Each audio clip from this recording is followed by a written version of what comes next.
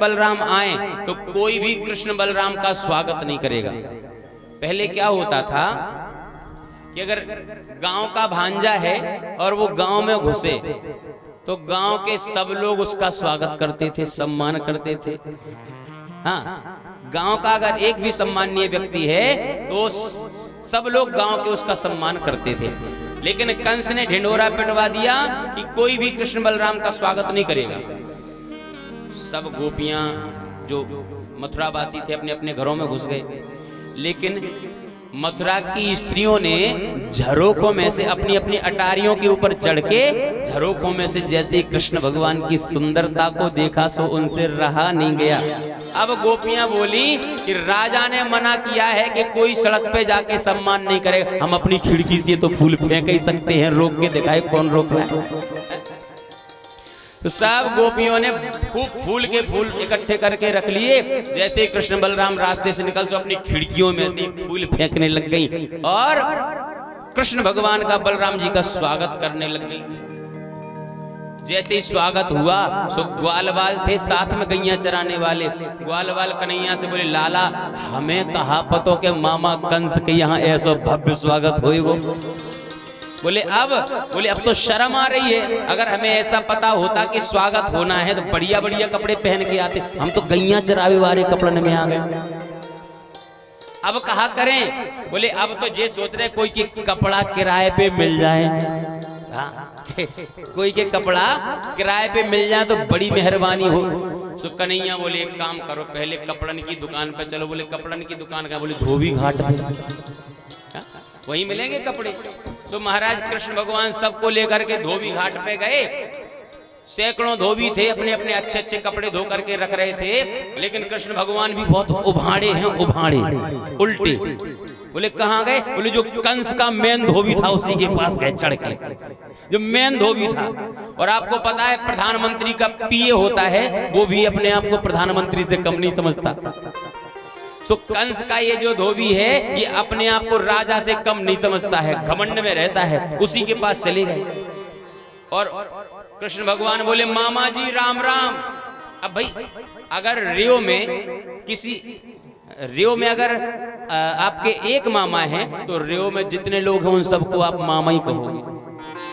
सो जैसे कंस मामा के साथ वाले उनके मामा हो गए। सो भगवान बोले, मामा जी राम राम। उसको आया गुस्सा, घमंड में तो था ही, छोटे छोटे से बच्चे मुझसे राम राम, इतनी हिम्मत इनकी, क्या बात है, क्यों आए यहाँ पे? भगवान ने कहा, मामा जी हम वृंदावन से आए, हमारा नाम कृष्ण, हमारे दाऊ भैया, ये हमारे सब ग्वालवाल हैं। हाँ तो मामा जी थोड़े से कपड़े मिल जाएं कुछ पहनने के लिए, हम मेला देख के लौटेंगे सो वापस कर देंगे आपको जो कछु खर्चा चाहिए सो। अच्छा, जिंदगी भर पोखर को पानी पियो, बेझड़ की रोटी खाओ, कंस के कपड़े पहनने तुम्हें? भागो यहाँ से। अरे मरने चले आए यहाँ पे, वैसे थोड़ी देर बाद कंस के हाथों तुम मरने वाले हो, हमसे बहस करोगे तो हम ही मार देंगे।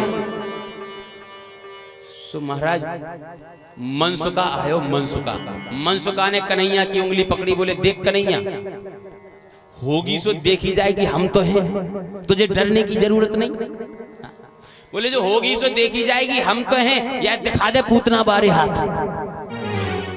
सीधे सीधे काम ना चले वो। सो कन्हैया ने एक तमाचा दिया, जैसे ही उस धोबी में एक तमाचाई में ऐसे सिर कटा जैसे तलवार से कट जाता है।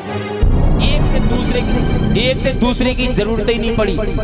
जैसे एक मरा तो सबने देखा, अरे बोली भैया भगो भगो, पूतना को मारने वाला आ गया, अघासुर बकासुर को मारने वाला आ गया, केसी तृणावर्त अरिष्टासुर धेनुकासुर को मार, भागो भागो भागो। सबने अपने अपने कपड़े छोड़े और पूरा धोबी घाट खाली। कृष्ण भगवान बोले, देख लो दाऊ भैया, ईमानदारी को तो जमानो ही नहीं, हम हाथ जोड़ के मांग रहे थे तो एक जोड़ी नहीं मिले, और जब हाथ खींच के मार दिया तो पूरा धोबी घाट हमारा। बोले ईमानदारी को तो जमानो ही नहीं। सबने बढ़िया बढ़िया कपड़े अपने अपने मन के छांट लिए और पहन लिए। अब महाराज दबदबा हो गया भगवान कृष्ण का। घुसते ही पहली entry, first impression is the last impression. हाँ, जैसे ही घुसते ही भगवान कृष्ण ने अपना इंप्रेशन जमाया, अपनी धाक जमाई, मर्डर कर दिया सबसे पहले। और किसका? मेन आदमी का, जो कंस का ही मेन धोबी था, मेन आदमी का मर्डर कर दिया। तो सबकी नजर में आ गए कृष्ण भगवान।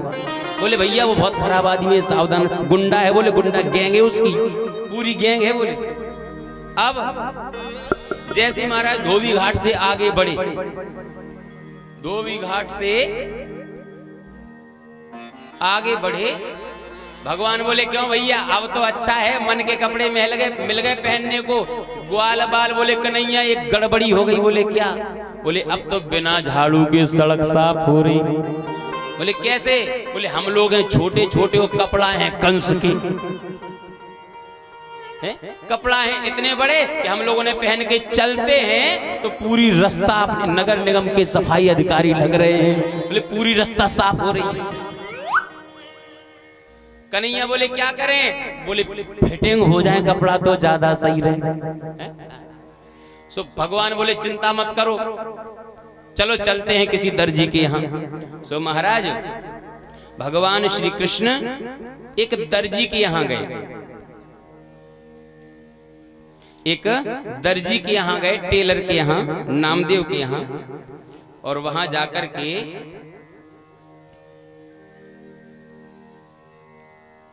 जैसे ही दर्जी के दरवाजे पे गए, सो उस टेलर ने देखा कि श्री कृष्ण आए हैं, वो पूरी गैंग के साथ। सो कुर्सी पे से हो गया खड़ा। बोले आओ साहब बिराजो। हमसे बोल देते हम खुद आ जाते आपके पास। समझ रहे ये सब क्या हो रहा है? उसे पता चल गया था कि आते ही मर्डर कर दिया इनने। ये सीधे साधे आदमी नहीं है, इनसे पंगा लेने में भलाई नहीं है। तो तुरंत उठ के खड़ा हो गए। बोले आप तो आदेश करो कैसे आना हुआ। तो भगवान बोले सबके, अरे बोले हम समझ गए, अपने अपने कपड़े दे दो, हम सबके नाप के सिले दे रहे। तो सब ग्वालों ने अपने अपने कपड़े दिए। उसने तुरंत बढ़िया फिटिंग के कपड़े सिल लिए, जगमग राजकुमार जैसे लगने लगे सब ग्वाल बाल, बढ़िया फिटिंग के कपड़े सिले। भगवान बोले पैसा? अरे बोले आपसे पैसा लेके मरना थोड़ी है महाराज, आप आए और वापस जा रहा है, यही बहुत है। बोले भक्तवत्सल भगवान की यही बहुत है, आप तो बस आशीर्वाद दो कि हमारी दुकान चलती रहे। दुकानदार जो होते हैं वो गुंडों को पहले से ही हफ्ता वसूली देने, साहब दुकानदारी अच्छी चलती रहे हमारी, बस इसमें कोई बाधा ना आए। तो कृष्ण भगवान बोले जाओ, हम तुम्हें वरदान देते हैं, कलयुग में कपड़ा होगा 100 रुपए का, सिलाई दी जाएगी 150 रुपए है। कपड़ा होगा 100 रुपए का और तुम्हें सिलाई मिलेगी 150 रुपए। सो दर्जी बड़ा खुश हो गया, आशीर्वाद दिया, आगे बढ़े।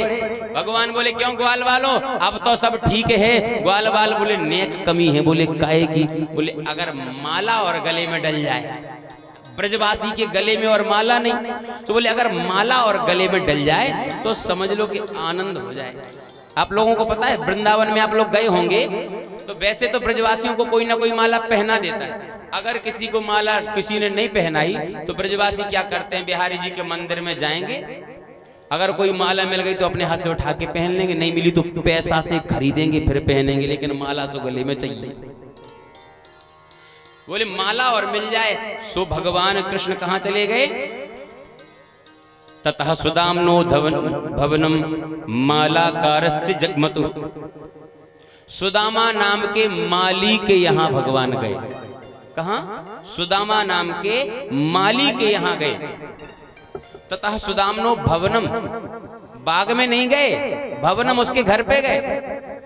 और घर पे माली ने क्या किया था, पहले से ही बेचने के लिए बहुत सारी मालाएं बना के ढेर लगा के रखी थी, पोटली बांध के। और जैसे ही कृष्ण भगवान को देखा सो सिट्टी पिट्टी गुल, हाथ जोड़ बोले महाराज कैसे? बोले बस चले ही आए, सब ठीक है। अरे बोले महाराज रुक जाओ, हम माला पहनाए दे रहे आप सबको। उसने पोटली खोली, एक एक करके सबको माला पहनाई, पोटली पूरी खाली। एक दिन की दुकानदारी ठप। भगवान बोले पैसे कितने हुए, क्या देना है इसका? बोले दुकानदारी चलती रहे, बस ये आशीर्वाद दे दो, बाकी तो सब ठीक है। ऐसे रोज के रोज पोटली खाली ना हो जाए फ्री फोकट में, ऐसा आशीर्वाद दे दो कि आपको हमारी दुकान खूब चले। तो भगवान बोले तथास्तु, हम तुम्हें वरदान देते हैं कि कलयुग में एक एक फूल 1,000 रुपए तक का बिकेगा गुलदस्ता में रख के। बोले भक्तवत्सल भगवान की जय हो। और वही हो रहा कि नहीं? हमारे जजमान से पूछो रोज ये फूल मालाएं कैसी महंगी महंगी आ रही। ये वरदान है भैया। अब बढ़िया फूल मालाएं भी पहन ली, अब आगे बढ़े सो कन्हैया से ग्वाल बाल बोले कन्हैया अब तो सब चकाचक है, नेक कमी और रह गई। बोले अब क्या कमी? बोले ब्रजवासी के मस्तक पे चंदन ना है, फिर काय को ब्रजवासी?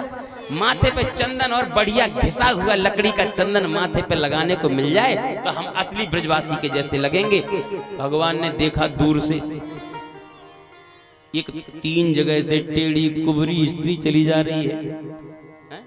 सो दूर से भगवान, कुरूप है बिल्कुल कुरूप, कुबरी, कंधे के ऊपर इतना बड़ा कुबर रखा, 3 जगह से टेढ़ी, और चंदन में हाथ में चंदन का कटोरा लेकर के आगे को चली जा रही है।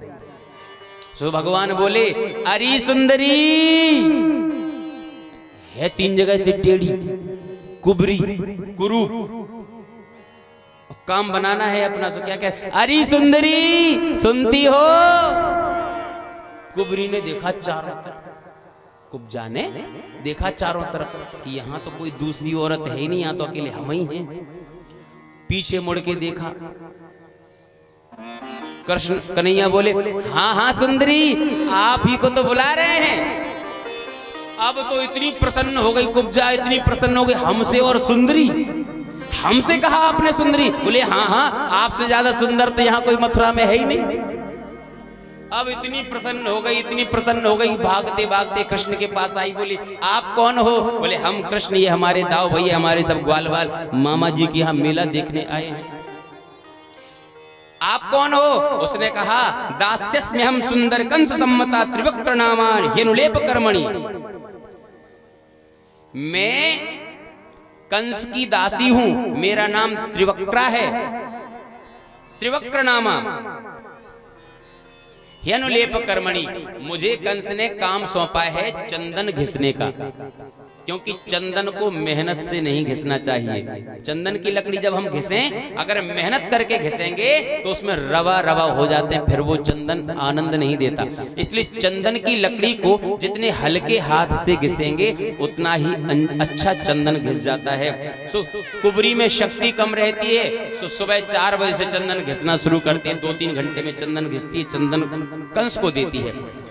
कुब्जा कहती है कि मैं ये चंदन राजा कंस के लिए लेकर के जा रही थी, लेकिन अब आपको देख करके मन हो रहा कि आपको लगा दें। भगवान बोले शुभ काम में देर नहीं, जल्दी करो,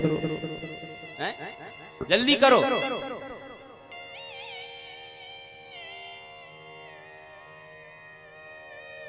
भगवान बोले शुभ काम में देर नहीं, अगर हमें चंदन लगाना चाहती हो तो जल्दी चंदन लगाओ।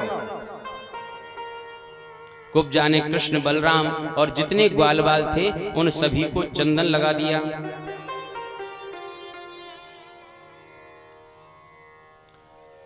जब चंदन लगा करके आगे बढ़ने लगे तो बलराम जी बोले कन्हैया तेने दर्जी को आशीर्वाद दियो कि नहीं? तेने फूलन वारे को भी खूब प्रसाद दियो, आशीर्वाद दियो, अब याय भी कछु प्रसाद दे दो, कछु आशीर्वाद दे दो।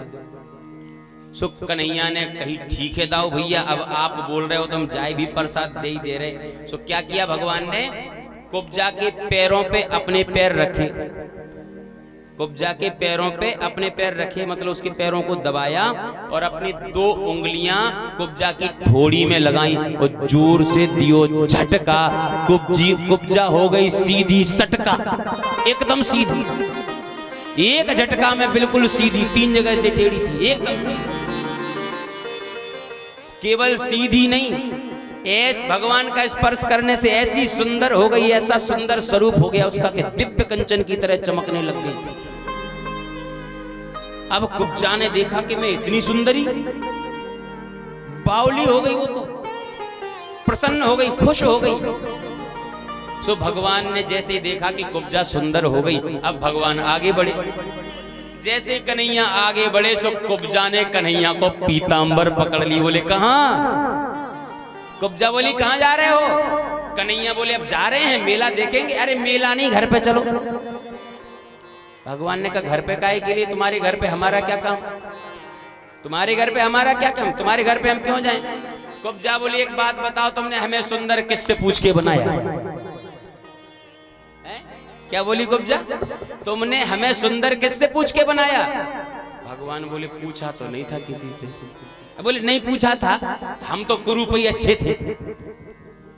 हम पहले 3 जगह से टेढ़े थे, कुबर हमारे कंधे पे था, कुरूप थे। तो रात को 12 बजे भी अगर हम अकेले निकल जाएं शहर में से तो कोई हमें परेशानी नहीं होती थी। अब तुमने हमें इतना सुंदर बना दिया कि अब अगर हम दिन में भी निकलेंगे तब भी हमें खतरा है। अब इस सुंदरता की रक्षा कौन करेगा? जिसने सुंदर बनाया वही रक्षा करेगा। चलो सीधे घर पे। कन्हैया बोले दाऊ भैया बहुत दे लो प्रसाद, बहुत दे लो प्रसाद। अब क्या करें? बलराम जी बोले समझाओ। सो कन्हैया बोले अरे सुंदरी, तुम तो जानती हो कि हम इस गांव के तो हैं नहीं, हम तो बाहर के वृंदावन से आए हैं और मामा कंस से हमारी बनती नहीं है। सो एक बात बताओ, हम जाएंगे कहाँ? हमारा ठिकाना तो तुम जैसों का घर ही है, कहीं और थोड़ी जाएंगे। हम थोड़ा घूम घाम के अपने कुछ काम निपटा करके फिर तुम्हारे पास जरूर आएंगे, चिंता मत करो। भगवान ने मीठी मीठी बातें दे करके कुब्जा को आश्वासन दिया और खिसक गए वहां से। जैसे ही आगे बढ़े महाराज तो वहां पे धनुष यज्ञ, जहां पे यज्ञशाला थी वहां पहरा था। कृष्ण बलराम जैसे ही गए सो भगवान ने मोहित कर दिया अपनी दृष्टि से सभी को। जो पहरेदार थे उन पहरेदारों से कहते मामा जी मैं इस धनुष को छू के देख लूं? सो पहरेदारों ने कहा नहीं नहीं, इस धनुष को कोई नहीं छू सकता है, महाराज का आदेश है। तो दूसरा पहरेदार बोला क्यों पागल बन रहे, छोटे छोटे से बच्चे हैं, इस धनुष को तो कोई हिला भी नहीं सकता है, ये हमारे महाराज कंस के अलावा इसको कोई हिला नहीं सकता है, छू लेने दो, बच्चे ही तो हैं, क्या बिगड़ रहा है। बस मीठी मीठी बातों में आ गए। तो उसने कहा ठीक है छू लो। सो भगवान कृष्ण उसके ऊपर, हाँ ये तो बड़ा अच्छा धनुष है, मामा जी इसको उठा लूं? सो पहरेदारों को हंसी आ गई। बोले बेटा दम हो सो उठा के दिखाओ। बोले बेटा दम हो सो उठा के दिखाओ। कन्हैया ने एक हाथ से धनुष उठाया और तुरंत तोड़ दिया। देखते ही देखते जैसे ही धनुष टूटा, धनुष टूटने की गर्जना हुई सो कंस भयभीत हो गया। वो समझ गया कि धनुष टूट गया, अब मैं बचने वाला, क्योंकि गुरुजी ने कहा था कि जो धनुष तोड़ेगा वो तुम्हें नहीं छोड़ेगा। अब गड़बड़ है। अब कंस ने क्या किया, अपनी सिक्योरिटी बढ़ाई और ऊंचे आसन पे बैठ के बोले कृष्ण बलराम को मार दो मार दो मार दो। कुवलयापीड़ नाम का हाथी लगा दिया, उसे मदिरा पिला दी। कृष्ण बलराम ने कुवलयापीड़ नाम के हाथी को मार दिया, उसके दांत उखाड़ के अपने कंधों पे रखे और रंग भूमि में चले जा रहे, अखाड़े में चले जा रहे हैं। अखाड़े में जब पहुंचते हैं तो अखाड़े के चारों तरफ दर्शनार्थी बैठे हैं, स्त्री पुरुष संत, गोकुल से आए हुए नंद बाबा आदि सब अपने अपने स्थान पर बैठे हैं और अखाड़े में कृष्ण बलराम हाथी के दांत कंधे पे रख के चले जा रहे हैं। जाके रही भावना जैसी, जाकी रही भावना जैसी, प्रभु मूरत देखी तिन तैसी, प्रभु मूरत जाके रही भावना जैसी। जिसकी जैसी भावना थी भगवान ने उसको उसी रूप में दर्शन दिए। माताओं को वात्सल्य उमड़ रहा है, छोटे से बालक के रूप में दिखाई दे रहे हैं। कामनियों को कामदेव के समान सुंदर दिखाई दे रहे हैं, ऋषियों को योगेश्वर के समान दिखाई दे रहे हैं, और जो वीर हैं, योद्धा हैं, उनको महावीरों की भांति कृष्ण और बलराम दिखाई दे रहे। जाकी रही भावना जैसी। कंस ने 4 मल्ल बुलाए थे, पहलवान, जैसे आजकल ने WWE में जो पहलवान होते हैं, लड़ते हैं, उसी प्रकार से कंस ने भी 4 पहलवान बुलवाए थे, चाड़ूर, मुष्टिक, शल, तोशल।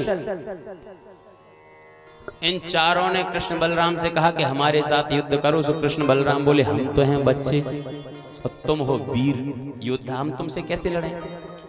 उनने कहा सुनो, हम सब जानते हैं पूतना को तुम्ही ने मारा, अघासुर बकासुर को तुमने मारा, केसी तृणावर्त अरिष्टासुर धेनुकासुर को तुमने मारा। बच्चे हो, देखने के बच्चे हो तुम, बच्चे नहीं हो, चलो लड़ो हमसे।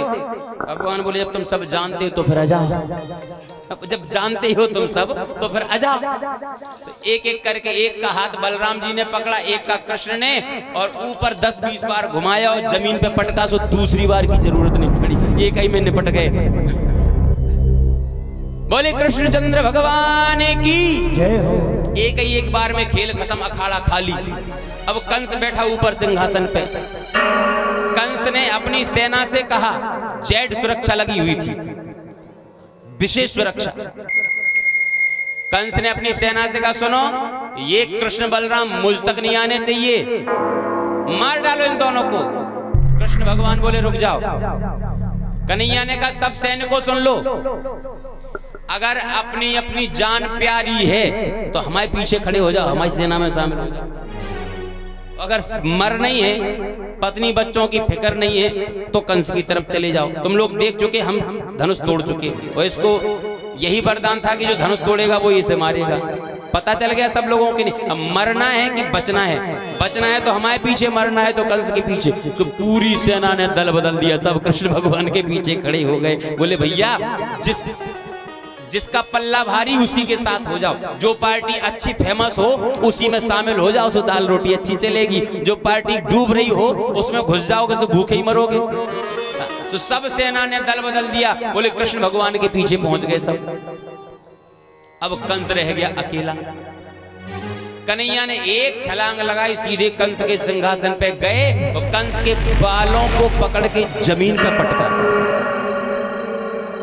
कंस ने कहा अरे कन्हैया, अरे लाला, हम तो तेरे मामा हैं, मामा, हमें तू थोड़ी मारेगा। कन्हैया बोले अच्छा मामा हो, क्यों मामा, क्यों हमारी माँ को बदनाम करते हो?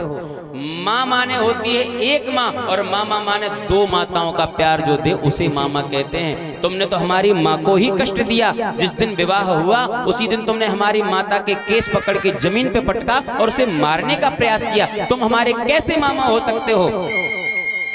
जो पुरुष किसी भी स्त्री के केश पकड़ के उसे कष्ट देता है, उसकी रक्षा करने के लिए केशव आया करते हैं। आज भगवान श्री कृष्ण को एक नया नाम मिला, केशव। बोले केशव भगवान की जय हो। देवकी के केशों की रक्षा करने के लिए, उसका बदला लेने के लिए भगवान ने केशव रूप धारण किया। और एक ही मुष्टिका के प्रहार से इतने बड़े कंस को, जिससे देवता भयभीत रहते थे, उस कंस को एक ही घूंसा में भगवान कृष्ण ने मार दिया।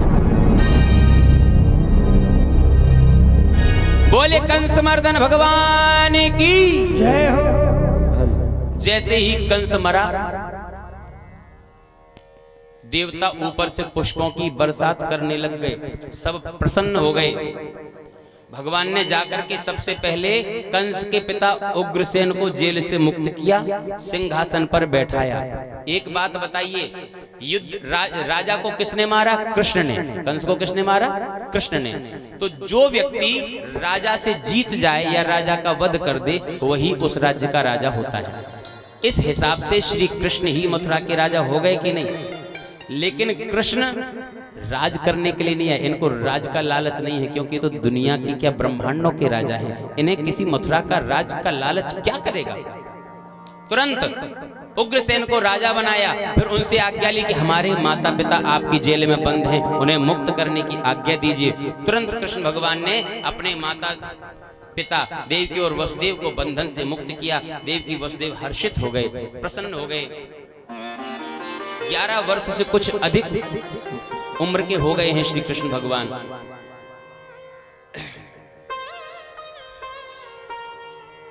कंस का वध करने के पश्चात देवकी वसुदेव ने कृष्ण और बलराम को उज्जैन भेजा पढ़ाई करने के लिए, अध्ययन करने के लिए।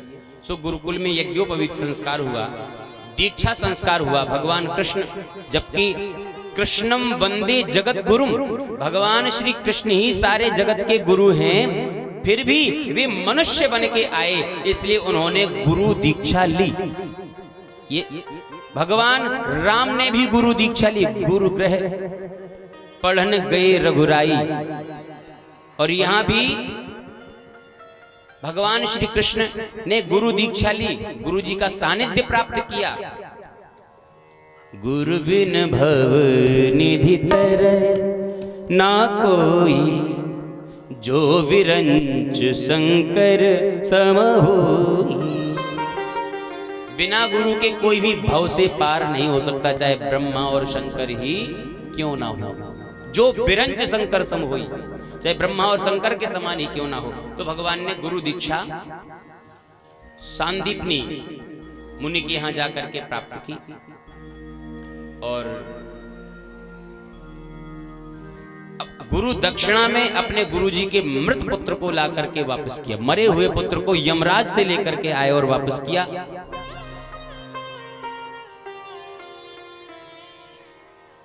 उदास बैठे रहते हैं मथुरा में भगवान श्री कृष्ण। देवकी को अच्छा नहीं लगता है कि हमारे लाला उदास रहते हैं। एक बृहस्पति के शिष्य हैं श्री उद्धव जी, भगवान कृष्ण के मित्र हैं। देवकी ने उद्धव जी से कहा कि उद्धव, तुम मित्र हो कृष्ण के, जाकर के पूछो कि ये दुखी क्यों रहते हैं, उदास क्यों रहते हैं। उद्धव जी ने जाकर के भगवान श्री कृष्ण से पूछा, हे केशव, उदास क्यों रहते हो, क्या कारण है तुम्हारे दुख का। सो भगवान श्री कृष्ण कहने लग गए, हे मित्र,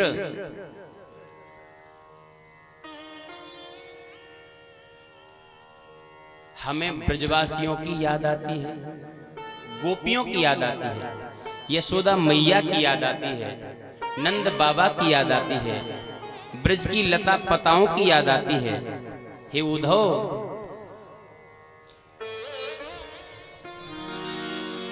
मोहि ब्रज बिसरत नाही उद्धव, मोहि ब्रज बिसरत नाही, हंस सुता की सुंदर कलरो और कुंजन की छाई, मोहि ब्रज बिसरत नाही। ब्रज की याद आती है। उद्धव जी ने कहा, आप तो ब्रह्म हो, आपको किसी की याद आने की क्या जरूरत है, आप तो ईश्वर हो, आपको क्या याद आएगी, आप तो सर्वत्र व्यापी हो। भगवान ने कहा, हम भले ही सर्वत्र व्यापी हैं, लेकिन अगर हमारे भक्त हमें याद करते हैं तो फिर हमें भी अपने भक्तों को याद करना पड़ता है। गोपियां हमारी याद में दुखी रहती हैं, इसलिए हमें गोपियों की याद आती है। अगर गोपियां हमें याद करना बंद कर दें तो हमें गोपियों की याद आना बंद हो जाएगी। उद्धव जी बोले, चिंता मत करो, हम जा रहे हैं, गोपियों को समझा देंगे कि वो तुम्हें याद नहीं करेंगे। गोपियों को हम बता देंगे कि वो तो ब्रह्म है, सर्वव्यापी, होने याद क्यों करती हो। निर्गुण ब्रह्म की समाधि में बैठ जाओ, निर्गुण ब्रह्म की सेवा करो, योग करो, ध्यान करो। कन्हैया बोले, ठीक है, तो फिर आप चले जाओ, समझा दो गोपियों को। उद्धव जी ज्ञानी तो हैं लेकिन प्रेमी नहीं थे। उद्धव के पास ज्ञान तो था लेकिन भक्ति नहीं थी, प्रेम नहीं था। सो भगवान चाहते हैं उद्धव के ज्ञान पर प्रेम का पुट लग जाए। भेज दिया, अपने जैसे वस्त्र पहना दिए भगवान ने, मोर मुकुट दे दिया और अपना ही रथ, जिस रथ से आए थे वही रथ दे दिया। गए उद्धव जी। जैसे उद्धव जी ये सोच के गए थे कि आज जाएंगे और शाम तक गोपियों को समझा के वापस आ जाएंगे, ज्यादा टाइम नहीं लगेगा। जैसे ही उद्धव जी गए, महाराज ब्रजमंडल की, वृंदावन की जो दशा इन्होंने देखी, यशोदा मैया रो रो करके आंसुओं के पनारे बहा रहे हैं, नंद बाबा रो रो करके आंसुओं के नाले बहा रहे हैं। और गोपियों के पास जब उद्धव जी जाते हैं तो वहां पे गोपियों की विरह दशा तो उद्धव जी से देखी ही नहीं गई।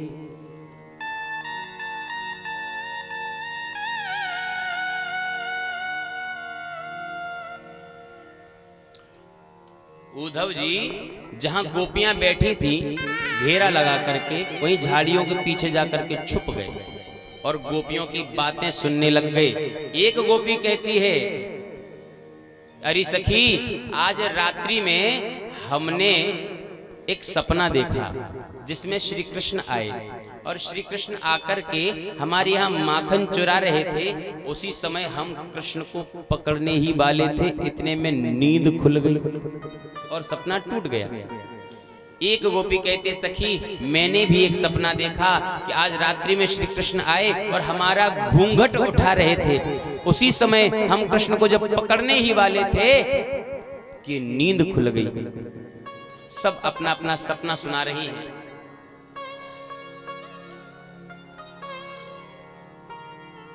एक गोपी ने, गर्ग संहिता में कथा आती है, एक गोपी ने राधा रानी से पूछा, हे रासेश्वरी, आप तो श्री कृष्ण की सबसे अधिक प्रेयसी हैं, क्या आपको श्री कृष्ण सपने में दिखाई नहीं देते? क्या कहती हैं राधा रानी? स्वप्ने पश्यति या कांता धन्य सखियोसिता अस्माकं तु गते कांता गता निद्रा वैरिणी। राधा रानी कहती, गोपियों तुम सब धन्य हो, सौभाग्यशालिनी हो कि तुम्हें श्री कृष्ण सपने में दिखाई देते हैं। अरे हमारी तो इतनी बुरी हालत है, इतनी बुरी हालत है। अस्माकं तो गते कांता, अरे हमारी तो कृष्ण के साथ नींद भी चली गई। वो सौतन नींद भी श्री कृष्ण के साथ भाग गई। जब से कृष्ण गए हैं तब से हमें नींद ही नहीं आई। अगर हम सोएंगे नहीं तो सपना कहां से देखेंगे?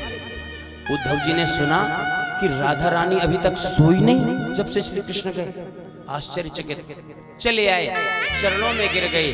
खूब ज्ञान दिया उद्धव जी ने गोपियों को कि तुम सब इतनी चिंता मत किया करो श्री कृष्ण की, मथुरा में सुखी हैं, वो ब्रह्म है, ब्रह्म।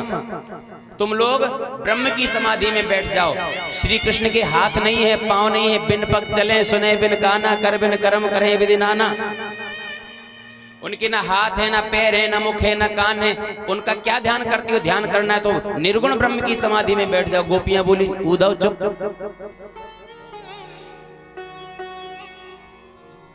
अगर श्री कृष्ण के हाथ नहीं है, अगर श्री कृष्ण के हाथ नहीं है तो श्री कृष्ण ने हमारी काली नाग से रक्षा कैसे की? पैर नहीं है तो छछियावर छाछ पे नाच नचाए और ठुमका कौन लगाता था?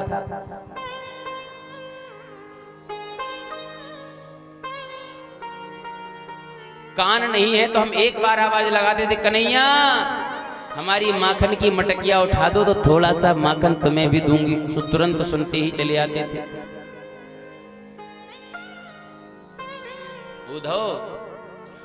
ऊधो तुम भय बोरे पाती लेके आए दौरे, योग कौन जाने यहाँ रोम रोम श्याम है। यहाँ तो रोम रोम में श्याम बसे हुए हैं। हम प्रेम नगर की बंजारन, जप तप और साधन क्या जाने। हम श्याम के नाम की दीवानी, व्रत नेम की उलझन क्या जाने। हम ब्रज की भोर गंवारनिया, इस योग की झंझट क्या जाने। मेरे और मोहन की बातें या मैं जानूं या वो जाने। ये तो प्रेम की बातें हैं उद्धव, कोई क्या समझे कोई क्या जाने।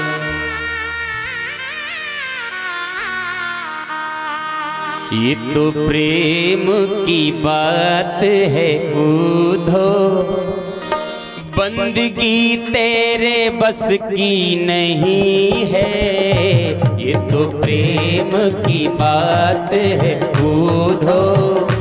बंदगी तेरे बस की नहीं है, यहाँ सर दे के होते हैं सौदे, यहाँ सर दे के होते हैं सौदे। आशिकी इतनी सस्ती नहीं है, ये तो प्रेम की बात है बूढ़ो।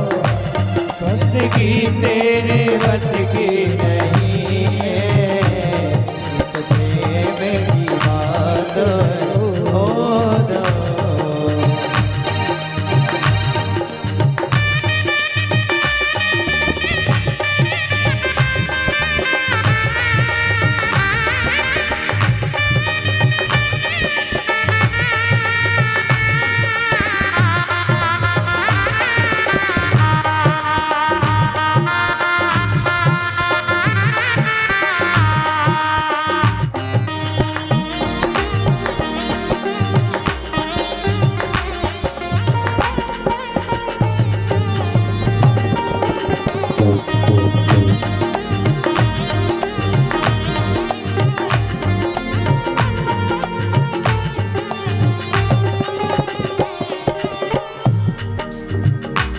जो उतरती है, जो असल में है मस्ती में डूबे, उन्हें क्या परवाह जिंदगी की।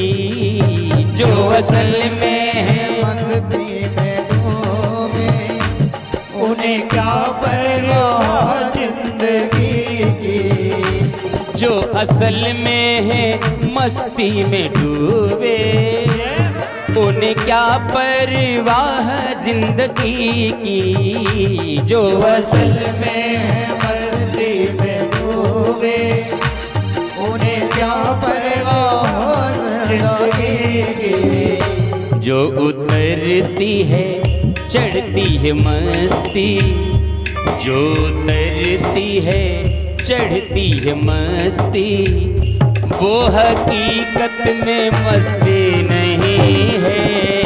जो प्रेम की बात है बूढ़ो, बंदगी तेरे बस की नहीं है, ये तो प्रेम की बात है बूढ़ो, ये तो प्रेम की बात है बूढ़ो।